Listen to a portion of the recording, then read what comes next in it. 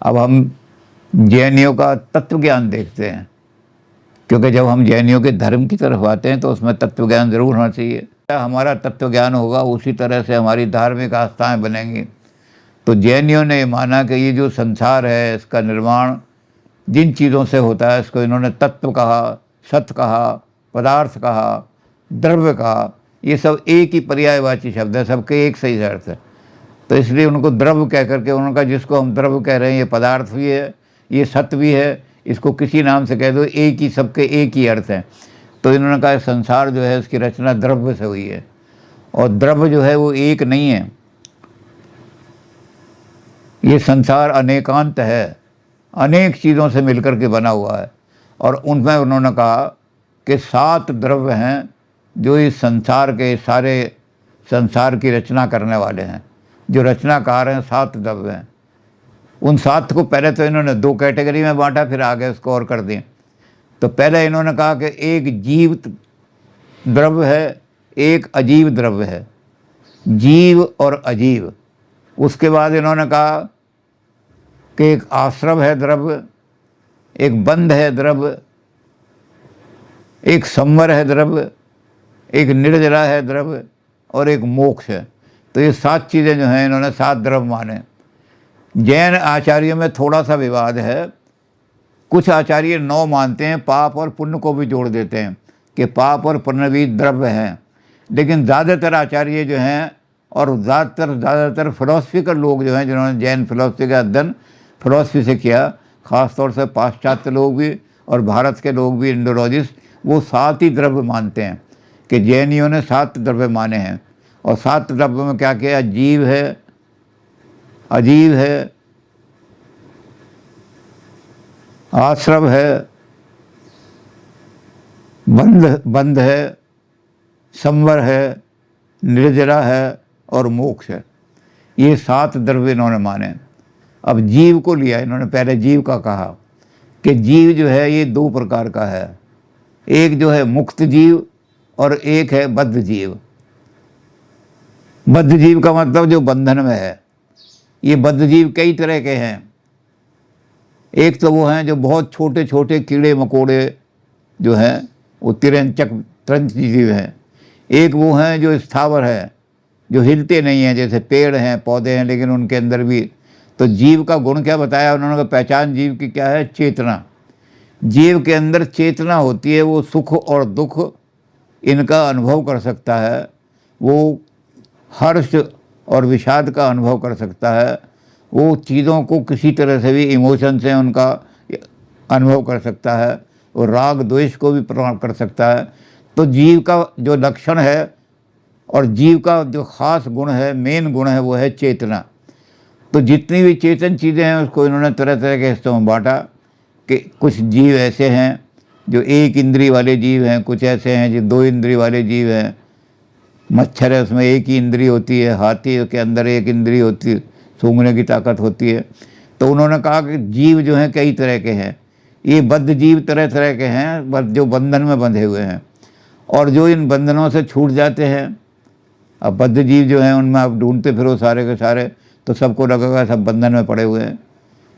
कौन से बंधन में पड़े हुए हैं? इस संसार के अंदर जो निर्माण करने वाला तत्व है उसके बंधन में फंसे हुए हैं सारे के सारे। कोई मुक्त नहीं, वो बंधन है शरीर का। हर एक का छोटा बड़ा शरीर हो चाहे बड़ा शरीर हो। अब जीव को इन्होंने कहा कि जीव अब छोटा शरीर है, तो आत्मा का अगर हम कोई स्वरूप तय कर दें कि आत्मा इस स्वरूप का है, तो दिक्कत पड़ जाएगी कि हाथी के अंदर आत्मा भी वही है जो मच्छर के अंदर है। तो इसलिए जैनियों ने कहा कि आत्मा जो है वो ऐसी चीज़ है कि जैसा शरीर हो उतना ही रूप हो, या उसके अंदर संकुचन भी है, उसके अंदर विस्तार भी है। तो वो शरीर के अंदर, अब जो हाथी है उसका इतना बड़ा शरीर है, लेकिन हाथी के पैर में भी कांटा चुभ जाए तो हाथी वहीं खड़ा हो जाएगा, पैर हिलाने लगेगा, इशारा करेगा।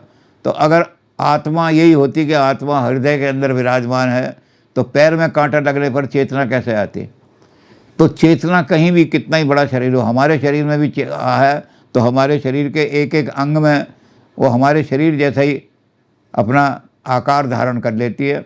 तो आत्मा को कोई ऐसा आकार नहीं है निश्चित आकार हो, वो निराकार है। और सब जगह व्याप्त हो जाती है। जैसा शरीर हो वैसा व्याप्त हो जाती है। जब मच्छर के अंदर जाएगी, चींटी के अंदर जाएगी तो छोटा रूप धारण कर लेगी, लेकिन उसका जो गुण है वो वही रहेगा, चेतना। तो जहाँ चेतना का गुण दिखाई देता है उसको हम, अब इन जीवों को भी उन्होंने कहा कि जीव किस तरह के हैं। एक जीव तो होते हैं नारकी जीव, एक होते हैं त्रियंच जीव, एक होते हैं देव, और एक होते हैं मनुष्य। 4 तरह के हैं जो अपने दुष्ट कर्मों के कारण दुख भोग रहे हैं। ऐसा दुख भोग रहे हैं जिस दुख को सहन भी नहीं कर सकते, तड़प रहे हैं हर तरह के दुख में। वो नरकगामी जीव हैं, वो नारकी जीव हैं। तो इन्होंने 4 प्रकार के जीव बताए। इन्होंने कहा एक तो हैं नारकी जीव, एक आदमी ऐसे हैं जिन्होंने पुण्य किया है बहुत ज़्यादा, और पुण्य के कारण से वो सुख और शांति भोग रहे हैं। वो ऐसे धाम में बैठे हुए हैं जहाँ सुख और धाम सिद्ध जगह बैठे हुए हैं। ये देवता हैं, देवता प्राणी हैं। और उसके बाद जो त्रियंच जीव हैं वो कीड़े मकोड़े पशु पक्षी सारे के सारे उसमें आ जाते हैं। और चौथे हैं मनुष्य। ये 4 प्रकार की इन्होंने कैटेगरी बना के कहा कि जीव, इसमें फिर लाखों इन्होंने उसके नाम दे दिए कि इतने कीट पतंग में ऐसे होंगे, भौरे के भौरा केवल सूंघने की शक्ति रखेगा, फलाना ऐसी रखेगा। तो जैनियों ने अपने धर्म में बहुत विस्तार से चीज़ों का वर्णन किया है, इसलिए जैन धर्म की स्टडी भी बड़ी कॉम्प्लेक्स हो जाती है। अब ये जीव जो हैं ये तो सारे बंधन में फंसे हुए हैं। इन बंधन को अगर तोड़ दिया जाए तो आदमी मुक्त जीव बन जाएगा। मुक्त जीव ही आत्मा कहलाता है, प्योर हो जाएगा वो। उसके ऊपर कोई पुद्गल का बंधन नहीं रहेगा, मैटर का कोई बंधन नहीं रहेगा, मैटर नाम की चीज़ उसके निकट भी नहीं होगी। तो वो मुक्त जीव जो है अपने स्वरूप को प्राप्त कर लेता है। उसके स्वरूप में क्या है, आत्मा के स्वरूप में भी चेतना तो उसका गुण है। चेतना तो वहाँ से जा ही नहीं सकती। अब चेतना को तो न्याय ने और वैशेषिक ने भी आत्मा का गुण माना है, लेकिन जब उन्होंने कहा कि आत्मा का जो गुण है चैतन्य, जब ये शरीर से अलग हो जाती है तो क्या होता है कि वो फिर ऐसी जगह पहुंच जाती है, आत्मा ऐसा रूप ले लेती है जहां ना वो सुख का अनुभव करती है ना दुख का अनुभव करती है। यानी चेतना एक एक्सीडेंटल क्वालिटी है। जब वो शरीर के संपर्क में आएगी तो वो चेतना आ जाएगी उसके अंदर, और वो कोई इसका नेसेसरी ऐसा गुण नहीं है। जैनी इस बात को नहीं मानते। जैनी कहते हैं ये जो गुण है, ये चेतना का गुण, ये उसका अनिवार्य गुण है। इसलिए आत्मा को आप चेतना पूर्ण पदार्थ नहीं मान सकते। आत्मा को कहोगे आत्मा चैतन्य है, जो चेतना है वही आत्मा है। इसलिए जब वो चेतना अपने पूर्ण रूप को प्राप्त कर लेती है तो वो मुक्त हो जाती है। और उसके पूर्ण रूप में क्या है, 4 चीज़ें हो जाती हैं उसकी। वो 4 चीज़ें आत्मा का लक्षण है, और वही 4 चीज़ें जो हैं वो आत्मा को देवत्व की तरफ ले जाते हैं। वो आदमी केवली बन जाता है, वो आदमी संसार के अंदर परफेक्ट सिद्ध पुरुष बन जाता है। और सिद्ध जो आश्रम है, सिद्ध स्थान जो है, वहीं उसका निवास होता है। तो 4 चीज़ें कौन कौन सी हैं? पहली चीज़ उन्होंने कहा कि अनंत ज्ञान। जो आत्मा सारे विकारों को अपने से दूर कर देगी, उसके ज्ञान में कोई रुकावट नहीं रहेगी। उसका ज्ञान त्रिकालज्ञ हो जाएगा। वो यहाँ बैठे बैठे भी दूर की वस्तुओं को देख सकता है, वो आगे का भी देख सकता है, पीछे का भी देख सकता है। तो पहली चीज़ अनंत ज्ञान हो जाएगा। फिर दूसरी चीज़ जो है उसके अंदर कि अब अनंत ज्ञान हो गया तो उसके अंदर दूसरी चीज़ आएगी अनंत दर्शन। अनंत दर्शन का मतलब उस आत्मा के अंदर पूरा परफेक्ट जो ज्ञान है, क्या क्या चीज़ कहाँ कहाँ है, उसको पूरा प्राप्त करके सारी दृष्टि प्राप्त हो जाएगी इसको। तो वो पार्शली नहीं देखेगा, फिर वो होल को देखने वाला हो जाएगा। ओमनी जिसको कहते हैं ओमनी साइंट और ओमनी पोटेंट बन जाएगा। फिर अनंत वीर्य। जब आदमी की कोई रुकावट नहीं है, उसके ज्ञान में भी कोई रुकावट नहीं, उसके दर्शन में भी कोई रुकावट नहीं, तो आदमी क्या होगा, वो अनंत वीर्य बन जाएगा। और जब आदमी अनंत बन जाता है, उसकी कोई रुकावट नहीं, कोई बाधा नहीं, तो अनंत आनंद हो जाता है। तो ये अनंत चतुष्टय जो है, ये आत्मा का जो रियलाइज सोल हैं, जिन्होंने अपने आप को बंधन से मुक्त कर लिया है, उन त्रिलय सोल का ये चार जो स्वरूप है, ये स्वरूप प्राप्त हो जाता है आत्मा को, अपना स्वरूप। इस स्वरूप को प्राप्त करके आत्मा जो है महान आत्मा बन जाता है। इसको चाहे आप दूसरी भाषा में कहें, संस्कृत भाषा में, तो आदमी आत्मा से परमात्मा बन जाता है, जीव से परमात्मा बन जाता है। ये जीव से परमात्मा बनने की बात भी जैनियों ने सबसे पहले कही, बाद में ये और दर्शनों पर भी आ गई कि जीव से आदमी देवता बनेगा, देवता से परमात्मा बन जाएगा, परमात्मा बन जाएगा तो उसको हम अरिहंत या कुछ भी कह सकते हैं, जिन भी कह सकते हैं, कुछ भी कह दें, तो परम शक्ति को प्राप्त कर लेगा। तो ये जैनियों ने जीव का लक्षण दिया। अब उन्होंने अजीव की बात कही। अजीव क्या है?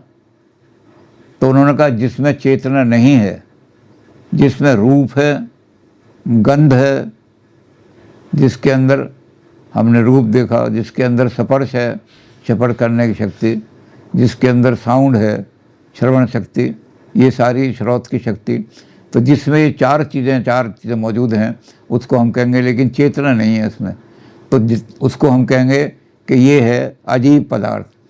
तो अजीब पदार्थ जो हैं, जो जीव नहीं है, नेगेटिव बना दिया, जीव के साथ ए लगा दिया तो अजीब। ये नॉन सोल जो हैं, ये नॉन जीव जो हैं, ये क्या हैं? इसमें पहली चीज़ उन्होंने कही पुद्गल। ये पुद्गल शब्द भी जैनियों की देन है। बौद्धों ने भी पुद्गल शब्द का प्रयोग किया है, लेकिन बौद्धों ने पुद्गल कहा है आत्मा को, पर जैनियों ने कहा कि पुद्गल तो मैटर है। पुद्गल का मतलब जिसमें चेतना नहीं है, जिसमें केवल स्पर्श है, गंध है, जिसके अंदर श्रवण शक्ति है, श्रवण का गुण है, सुनने सुनाए जाने का, और जिसके अंदर गंध है, ये चार जिसमें दिखाई दे रहे हैं लेकिन चेतना नहीं है, उसको हम कहेंगे पुद्गल।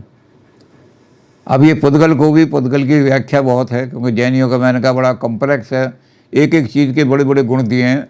तो हम शॉर्ट में जब करते हैं तो पुद्गल में हम खास चीज़ देखेंगे कि पुद्गल के दो रूप हमें दिखाई देते हैं।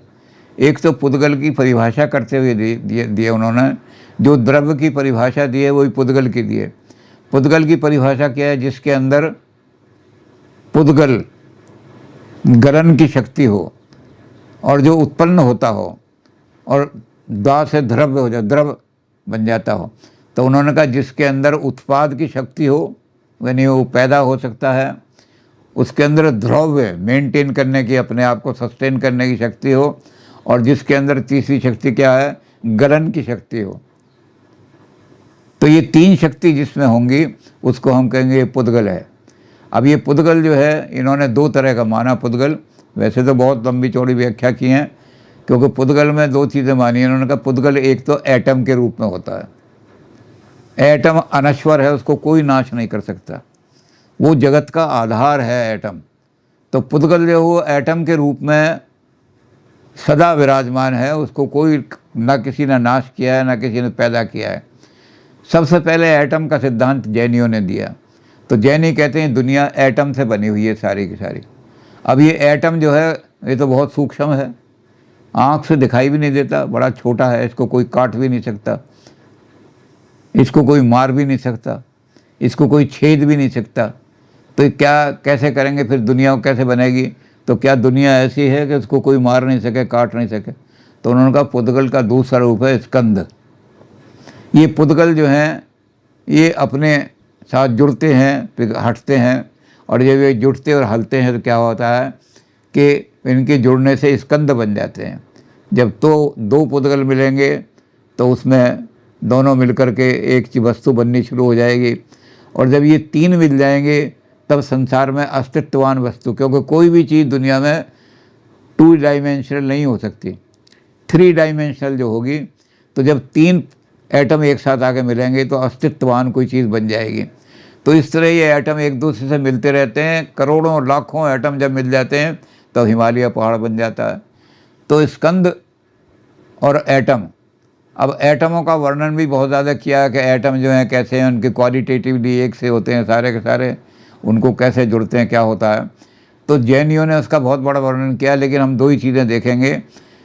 पुद्गल जो है वो दो फॉर्म में है, एटम की फॉर्म में है, और एटम के बाद वो स्कंद की फॉर्म में है। ये स्कंद जो बनते हैं ये पर्याय भी कहलाते हैं उसके। तो अब दोनों चीज़ें होंगी, इसमें क्या होगा कि उत्पाद होगा, पहले तो कोई चीज़ बनेगी, फिर उसके बाद द्रव्य होगा उसमें, वो अपने आप को मेंटेन करेगी, और फिर उसके बाद उसके अंदर ग्लानि आ जाएगी, वो धीरे धीरे गलनी शुरू हो जाएगी। तो जब हम किसी चीज़ को देखते हैं तो उसमें हम क्या देखते हैं कि पर्याय तो नष्ट हो जाते हैं, लेकिन जो मेन उसका द्रव्य है वो उसमें द्रव्य होता है, वो नष्ट नहीं होता। तो एटम से जो चीज़ें बनेंगी उसके पर्याय जो होंगे वो पर्याय परिवर्तनशील होंगे, बदल जाएंगे, लेकिन एटम नहीं बदलेगा। ऐसे ही वस्तु जो है, आधार वस्तु द्रव्य जो है वो नहीं बदलेगा, उसके पर्याय बदल जाएंगे। तो हर वस्तु जो है वो नित्य भी है और अनित्य भी है।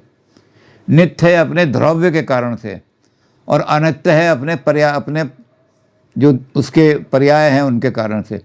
पर्याय को अंग्रेजी में कहते हैं मोड बदलते रहते हैं। जैसे एक नदी है, उसमें लहर उठती है, लहर नीचे चली जाती है, लहर उठती रहती है, नीचे चली जाती है, लेकिन नदी वैसी की वैसी प्रवाह रहता है।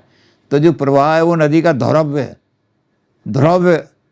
ध्रुवता जिसको कहते हैं, यानी वो निश्चित रहती है, हमेशा रहती है, और उसके पर्याय जो है लहरों की तरह से हैं।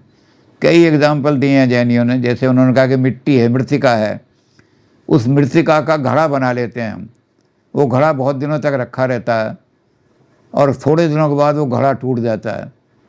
अब घड़ा तो टूट गया, पर्याय था, मोड़ था, मिट्टी की एक फॉर्म थी, मिट्टी का पर्याय था, वो तो टूट गया, लेकिन मिट्टी तो रही। वो घड़ा जो है उसके साथ मिट्टी नष्ट नहीं हुई। तो जो मूल द्रव्य है वो कभी नष्ट नहीं होता, उसके पर्याय नष्ट होते हैं। इसलिए हम इसको कहते हैं कि पर ये जो है ये सत्य भी है और असत्य भी है। जब हम कहेंगे ये चीज़ सत्य है तो हम कहेंगे ये अपने द्रव्य कारण से, उसका जो द्रवता है, उसके अंदर जो द्रव्यपन है, उसके कारण से ये नित्य है, और पर्याय के कारण से ये अनित्य है। इसलिए हम कहेंगे कि द्रव्य जो है ये सत्य है, और जो इसके पर्याय हैं अनित्य हैं। तो एक वस्तु सत्य भी हो सकती है, अनित्य भी, असत्य भी हो सकती है, नित्य भी हो सकती है, अनित्य भी हो सकती है, सदा रहने वाली भी हो सकती है, नष्ट होने वाली भी हो सकती है। तो वस्तुओं को इस तरह से उन्होंने स्वरूप किया। तो ये पुद्गल का रूप इन्होंने इस तरह दिया कि पुद्गल इस रूप में सारे में रहता है। अब पुद्गल के साथ उन्होंने कहा कि अजीव के 5 रूप हैं। पहला रूप तो है पुद्गल, दूसरा रूप क्या है? दूसरा है धर्म और अधर्म। जैनियों ने धर्म और अधर्म को मॉरल रूप में नहीं लिया, बल्कि जैनियों ने धर्म का अलग ही अर्थ लिया है। संसार के अंदर किसी चीज़ को मूव करने में, संसार के अंदर अगर धर्म ना हो तो कोई चीज़ परिवर्तन ही नहीं करेगी। तो धर्म का कर दिया कि जो मीडियम है परिवर्तन का, जिसके मोशन का, जो मीडियम है मोशन का, जिसके द्वारा, जैसे मछली है तो मछली में पानी जो है उसका मीडियम बना है, तो हम कहें ये धर्म है, पानी मछली के लिए मीडियम है तैरने का। तो धर्म का मतलब है जो मोशन का मीडियम है वो धर्म है।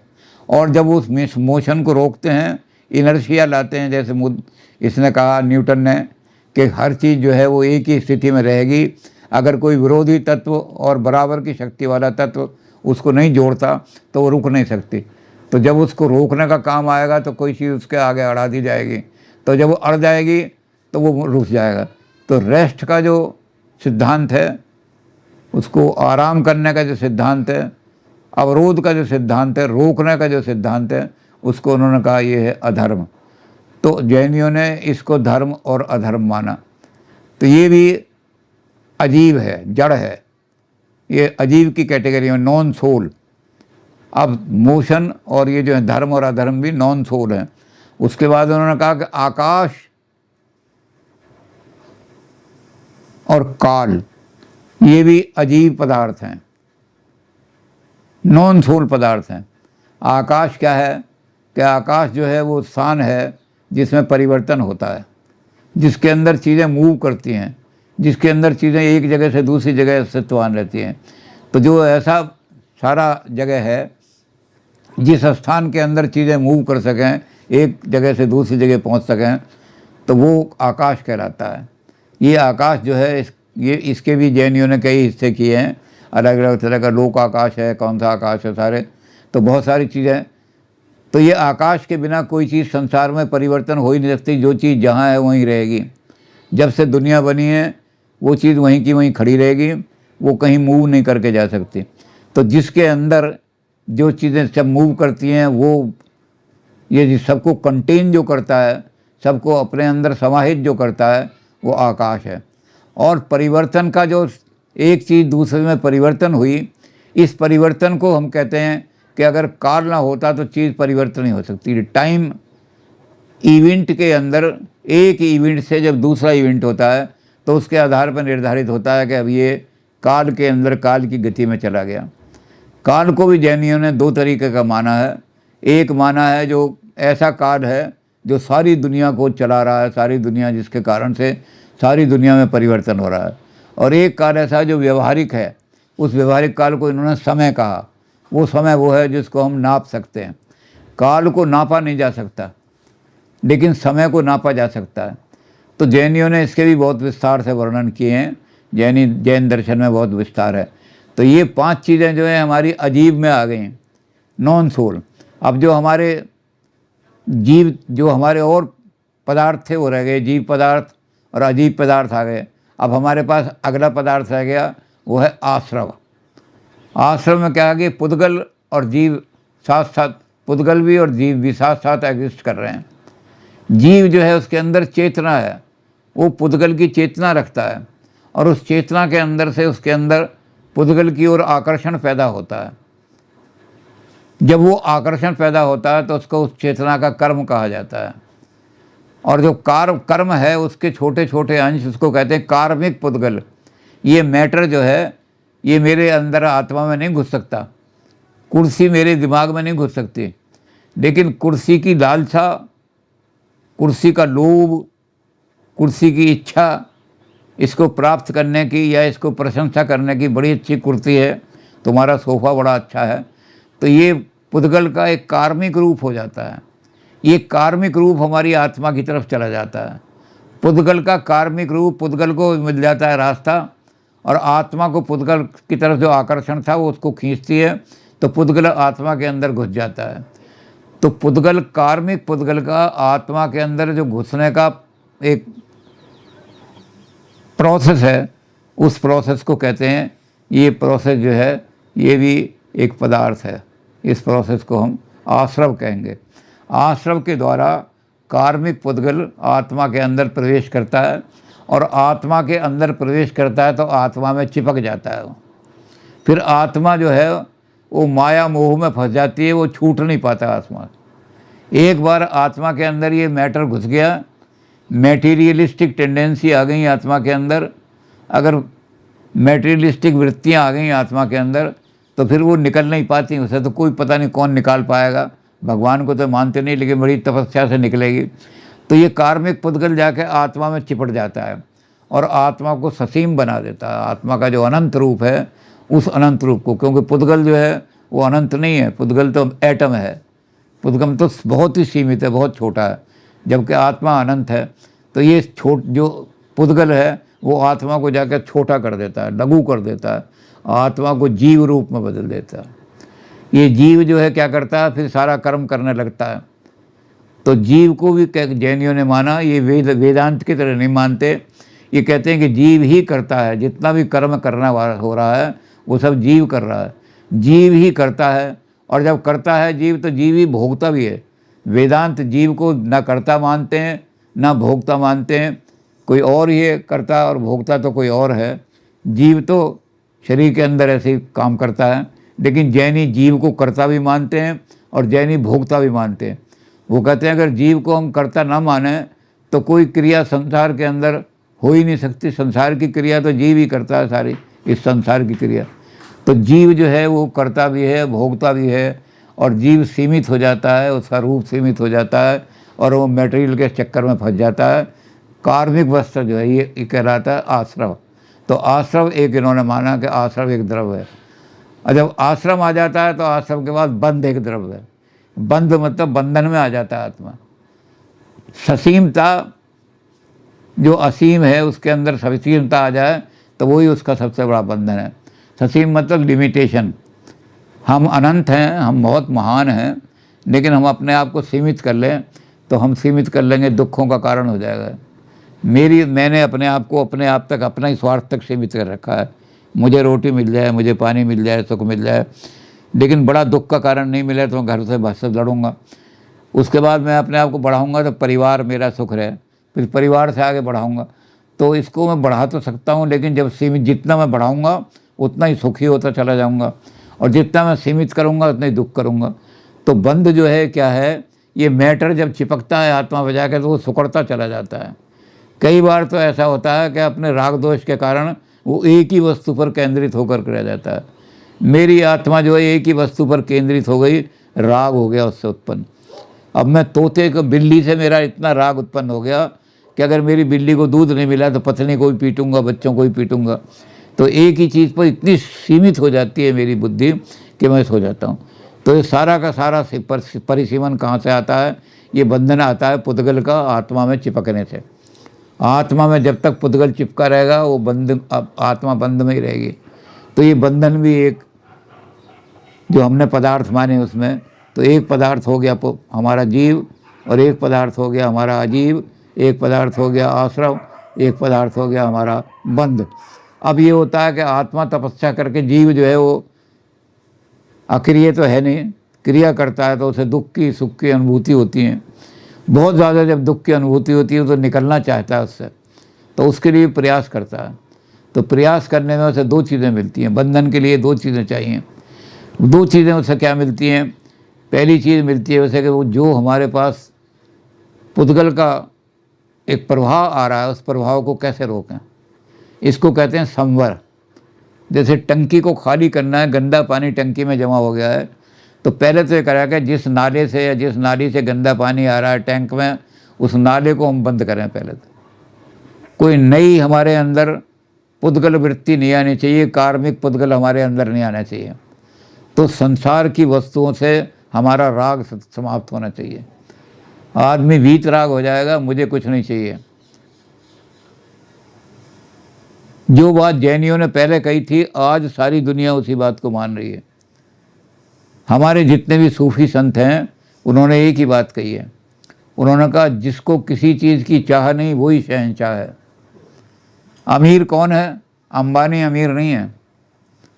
अंबानी को और चाहे कि एक कारखाना और खोल दूं, एक दो कारखाने और खोल के इतनी दौलत और इकट्ठी कर लूं, तो चार कारखाने मर जाएंगे, नष्ट हो जाएंगे, लुप्त हो जाएंगे, और इनकी दौलत बढ़ जाएगी। तो जिसको और प्राप्त करने की इच्छा होती है वो अमीर नहीं कहला जाता, वो तो भिखमंगा कहला सकता है, इसलिए वो गरीब है। और जिसको किसी प्रकार की चाह नहीं, वीतराग हो गया जो, वो सबसे अमीर आदमी है। तो जैनी कहते हैं कि हमें वो रोकना है, उसके रोकने के लिए तपस्या करनी है। मैटीरियल चीज़ें हमें कितनी प्रभावी करें, खींचें अपनी तरफ, लेकिन हम अपनी इंद्रियों को सकोड़ लेंगे, हम उनकी तरफ नहीं जाने देंगे। इसलिए इंद्रियों का दमन करने के लिए अपने शरीर को भी सुखाते हैं। ऐसे व्रत करते हैं कि शरीर को जितना कम से कम भोजन दो, जितना कम से कम, और ज़्यादा से ज़्यादा तपस्या करो। तो जैनियों ने कठोर तपस्याओं का वर्णन किया। तो जैनियों जैसी कठोर तपस्या भी किसी धर्म में नहीं है। जैनियों जैसा कठोर धर्म होने के कारण से लोगों ने जैनियों का मार्ग छोड़ दिया। उन्होंने कहा हमें तो मध्य मार्ग चाहिए।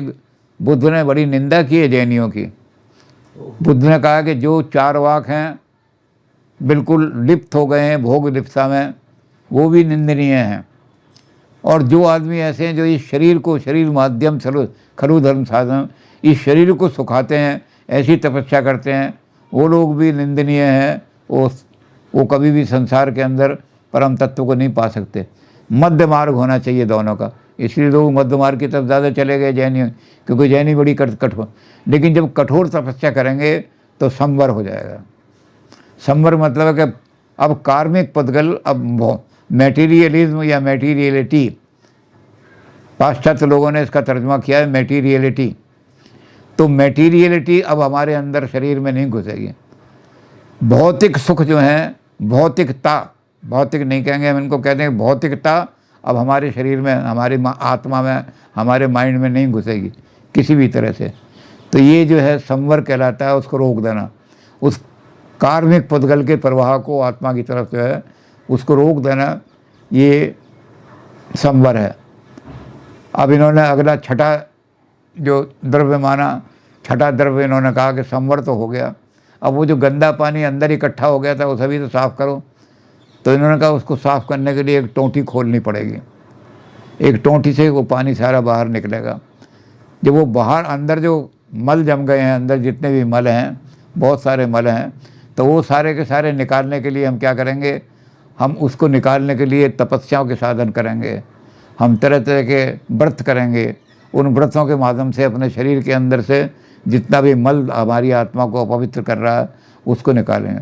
उसको इन्होंने कहा निर्जरा, निर्जरा जो है वो बाहर निकालने का। तो ये एक सारे तत्व मिल गए। और जब निर्जरा के माध्यम से अंदर का सारा गंध निकल जाता है और जब संवर के माध्यम से बाहर से आना बंद हो जाता है तो आश्रव बिल्कुल रुक जाता है। फिर मटेरियल किसी तरह से भी आत्मा में चिपक नहीं सकता और आत्मा को सीमित नहीं कर सकता। फिर आत्मा अपने अनंत रूप को प्राप्त कर लेती है। इसलिए सातवां पदार्थ हमारा मोक्ष है। वो मोक्ष जो है सातवां पदार्थ है, वही हमारा सबसे बड़ा लक्ष्य है, उसी को सिद्धि भी कहते हैं। तो जैनियों ने ये 7 पदार्थ जो माने, 7 द्रव, 7 द्रवों के अंदर और 5 आ गए उनके पुद्गल अजीव के रूप, इनको सबको जानना और इनको अच्छी तरह से पालन करना, ये सारा जैन धर्म का आधार है। जैन मेटाफिजिक्स बहुत लंबी चौड़ी है क्योंकि एक एक चीज़ का बहुत डिटेल से वर्णन उन्होंने किया है। पुद्गल का ही वर्णन में एटम में कितने तरह तरह के गुण दिए उन्होंने, कितने प्रेडिकेट हम देख सकते हैं इसके अंदर, क्या इसका रूप है। इसी तरह संवरा जो हम देखते हैं कि कैसे हम रोकें, संवर के अंदर हम रोक देते हैं तो उसके लिए हम कैसे कौन कौन सी चीज़ों को रोक देते हैं। इसके लिए भी हमारे जो संवर का है, हमारे यहाँ सारे भारतीय मनीषियों ने जितने भी दर्शन है हमारे, उन्होंने इसी चीज़ को जैनियों से लिया है। हमारी इंद्रियों को उन्होंने नाम इसके बदल दिए हैं। किसी ने इसको इंद्रिय निग्रह कह दिया, किसी ने इसको कह दिया इंद्रियों का शासन, इंद्रिय शासन कह दिया। लेकिन इसके नाम बदलने से उसका जो कंसेप्ट है वो नहीं बदला। इंद्रिय निग्रह में ही उन्होंने कहा, गीता में तो ख़ास तौर से कहा गया है इंद्रिय निग्रह कि शरीर तो ये एक रथ है, उस रथ को चलाने वाले जो 5 घोड़े हैं, वो 5 घोड़े 5 इंद्रियां हैं। ये हमारी 5 ज्ञान इंद्रियां हैं। ये 5 इंद्रियां हमें धोखा देती हैं, गलत रास्ते पे चलती हैं। तो ये कौन से रास्ते पे चलती हैं? जो ढलान वाला रास्ता है। घोड़ा जब ढलान वाले रास्ते पे चलेगा तो बड़ी आसानी से चला जाएगा। कार का भी यही हिसाब है। आजकल का 5 घोड़े नहीं हैं, लेकिन 5 गियर वाली कार ले लो तो 5 गियर वाले कार जो ढलान होगा वहाँ कार आसानी से चली जाएगी। तो इंद्रियां हमें प्रिय मार्ग पर ले जाती हैं। और जो आदमी तपस्या करने वाले हैं, जो आदमी साधना करने वाले हैं, जो आदमी अपने पर अनुशासन रखने वाले हैं, वो इंद्रियों को खींच लेते हैं। और इंद्रियों को खींच करके वो एक ऐसे कौन से रास्ते पर चलते हैं? वो श्रेय मार्ग पर चलते हैं, यानी ऊपर की तरफ बढ़ना शुरू होता है। उसमें दिक्कत ज़रूर पड़ती है क्योंकि घोड़ों को ऊपर चढ़ने में बड़ी दिक्कत पड़ती है, लेकिन वो उत्थान का मार्ग होता है, उत्कृष्ट मार्ग की तरफ। तो जैनियों ने कहा कि रिलीजन क्या है, पंथ क्या है?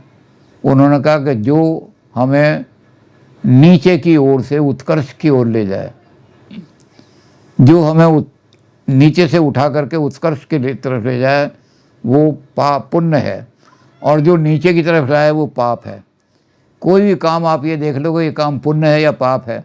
तो जो आपकी आत्मा को ऊपर की तरफ उठाएगा, हम कहेंगे ये ऊपर उठा रहा है तो हम कहेंगे यही पुण्य है। तो बहुत सारे लोगों ने, जो आचार्य थे, उन्होंने पाप और पुण्य को भी उन 7 पदार्थों के साथ जोड़ दिया था। लेकिन उनका ये पाप और पुण्य जो है पदार्थ नहीं है, तो मॉरल वर्चूज़ हैं। तो ज़्यादातर लोग 7 ही पदार्थ मानते हैं। जैनियों के 7 पदार्थ हैं। और ये परिभाषा भी बिल्कुल जैनियों ने दी है। कोई उल्टी सीधी परिभाषा आप धर्म की या रिलीजन की दें तो कॉम्प्लिकेटेड में फंस जाएंगे। सीधी सादी परिभाषा जैनियों ने दे दी है कि जो चीज़ हमें उत्कर्ष की ओर उठाए, जो हमें ऊपर की तरफ उठाए, हमारी आत्मा को जो कल्याण मार्ग पर ले जाए हमें, जिससे हमारा कल्याण होता हो हर सब तरह से, उसको हम कहेंगे यही पंथ, सच्चा पंथ है, यही पुण्य है, यही पुण्य मार्ग है। और जो नीचे की तरफ ला रहा है उसको हम कहेंगे ये पाप मार्ग है। तो ये पुण्य और पाप मार्ग में बड़ी कठोर तपस्या करनी पड़ती है। जैनियों ने जो सारा कंसेप्ट दिया, उसी कंसेप्ट को ऊपर शब्द बदल करके सारे लोग उसी का आचरण कर रहे हैं कि इंद्रियों को रोको। संवर जो है वो जब ही होगा जब हम इंद्रियों को, क्योंकि इंद्रियों के द्वारा ही ये मैटर अंदर प्रवेश करता है। ये जो मैटीरियलिटी, ये मैटर प्रवेश नहीं करता, क्योंकि मैटर तो घुस नहीं सकता हमारे माइंड में, मैटीरियलिटी प्रवेश कर जाती है। ये मैटीरियलिटी जो है इंद्रियों के द्वारा, आँख जो है वो चाहती है कि मैं सुंदर सुंदर वस्तु देखती रहूं, तो ये सुंदर वस्तुओं को खोज में जब आँख करेगी तो वो मैटीरियलिटी मेरे माइंड में घुस जाएगी और मैं हमेशा कल्पना में भी सुंदर सुंदर स्त्रियों का सुंदर सुंदर नृत्य हो रहा है, सुंदर सुंदर गाने सुनाई दे रहे हैं जिनसे आत्मा को, मैं उसकी कोशिश करूँगा। तो मैटीरियलिटी को रोकने का तरीका जैनियों ने बताया। संवर जो है ये मैटीरियलिटी को रोकने का तरीका है। पहली चीज़ ये उसका फ्लो रोक दो, मैटीरियलिटी का फ्लो, नया विचार आने मत दो। इसको और नाम से भी लोगों ने कहा, किसी ने कहा शम और दम, मनु ने इसको शम दम के हिसाब से कह दिया, इंद्रिय निग्रह कह दिया, और शंकराचार्य ने भी इसको कहा शम दम आदि षट संपदा। लेकिन इसका कंसेप्ट जैनियों से आया, हमारा संवर से आया, और संवर के बाद जो अंदर मल जम गया है उसको निकालना है सारा का सारा, वो निर्जरा है। जब उनको सब निकाल देते हैं